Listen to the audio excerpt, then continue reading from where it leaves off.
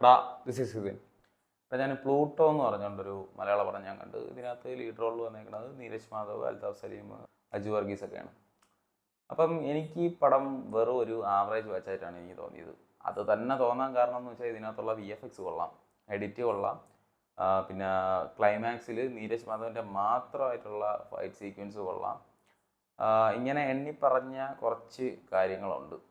അല്ലാത്ത പക്ഷം പ്രത്യേകിച്ച് ഒന്നും ഇതിനകത്ത് എനിക്കങ്ങനെ ഇതൊന്നും തോന്നിയില്ല. പിന്നെ കുറച്ച് എലമെൻറ്റ്സ്, കുറച്ച് സീൻസ് നന്നായിട്ട് തോന്നി. അല്ലാത്ത പക്ഷം പ്രത്യേകിച്ചൊന്നും എനിക്ക് നല്ലത് പറയാനൊന്നുമില്ല. ഇതിനകത്ത് പടം പറഞ്ഞു പോകണമെന്ന് വെച്ചാൽ വെറും തോൽവിയായിട്ടുള്ളൊരു നായകൻ്റെ ജീവിതത്തിലോട്ടൊരു ഏലിയൻ കടന്നു വരുന്നു. അപ്പം ഏലിയനാണ് ഇതിനകത്ത് അൽതാഫ് സലീം. ഏലിയൻ കടന്നു വരുന്നു. അപ്പം എന്തെന്ന് പറയാം, ചുറ്റുമുള്ള സിറ്റുവേഷനിൽ എന്തെന്തൊക്കെ, അല്ലെങ്കിൽ ആ ഒരു സർക്കംസ്റ്റൻസസിൽ എന്തെന്തൊക്കെ നടക്കുന്നു, പുതിയ വള്ളികൾ എന്തൊക്കെ പിടിക്കുന്നു, അങ്ങനത്തൊക്കെ ഉള്ള ഒരു പരിപാടിയാണ്. പെർഫോമൻസ് വൈസ് ആയാലും എനിക്ക് അങ്ങനെ പ്രത്യേകിച്ച് ആരും അങ്ങനെ കിടിച്ച പറ്റൊന്നും എനിക്ക് തോന്നിയൊന്നുമില്ല. എല്ലാവരും ഒരു ഓക്കെ ഫീല്. അത് മാത്രമല്ല, ലൈക്ക് ഇതിനകത്ത് അജു വർഗീസിൻ്റെ ഗെറ്റപ്പ് നൈസായിരുന്നു. എന്ന് പറഞ്ഞാൽ മറ്റേ നമ്മളെ പഴയ ബാലരമയിലെ ജമ്മനും തുമ്മനും കഥ ഉണ്ടല്ലോ, അതിൽ ആ ഒരു ജമ്മൻ്റെ ഗെറ്റപ്പ് ഓടിച്ചാണ് നിൽക്കുന്നത്.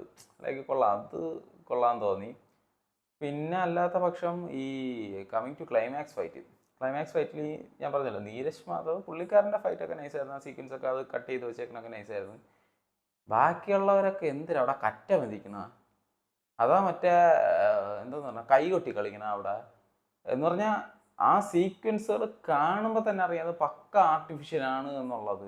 കുനിച്ചേർത്തി അടിക്കുന്നു, ചവിട്ടുന്നു, തൊഴിക്കുന്നു, മറ്റേ ഏണി പിടിച്ചിട്ട് എന്തൊക്കെ ചെയ്യുന്നു എന്ന് പറഞ്ഞാൽ എന്തോന്നറിയാത്. എന്ന് പറഞ്ഞാൽ പക്ക അതറിയാൻ പറ്റും. അത് ചുമ്മാ ആക്ഷൻ സീക്വൻസ് ഒന്നും മറ്റേ ഡയറക്റ്റ് ആരെയും ഇടിച്ച് നോക്കണമെന്നും അല്ല. പക്ഷേ അത് എങ്ങനെ കാണുന്നവരെ, ഓഡിയൻസിനെ എങ്ങനെ കൺവിൻസ് ചെയ്യിപ്പിക്കുന്നു ആ ഒരു എന്തെന്ന് സൗണ്ട് എഫക്റ്റ് വഴി, അതൊരു കട്ടിങ്ങിൻ്റെ ഇത് വഴി, അതൊരു രീതിയാണ്.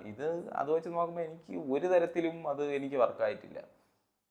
പിന്നെ അതുമാത്രമല്ല, എന്തെന്ന് പറയാം, ലൈക്ക് കഥ വയസ്സായാലും അങ്ങനെ ഭയങ്കര പുതുമയോ കാര്യങ്ങളൊന്നും എനിക്ക് തോന്നിയിട്ടില്ല. പക്ഷേ പിന്നെ ഒരു ഒഴുക്കിൽ അങ്ങനെ കണ്ടങ്ങ് പോയി എന്നുള്ളത് മാത്രമേ ഉള്ളൂ. പിന്നെ ബാക്ക്ഗ്രൗണ്ട് സ്കോർ ആയാലും മ്യൂസിക് ആയാലും അങ്ങനെ ഞാൻ പറഞ്ഞില്ല, എനിക്കങ്ങനെ ഭയങ്കര ഒരു ഇതായിട്ടൊന്നും തോന്നിയില്ല.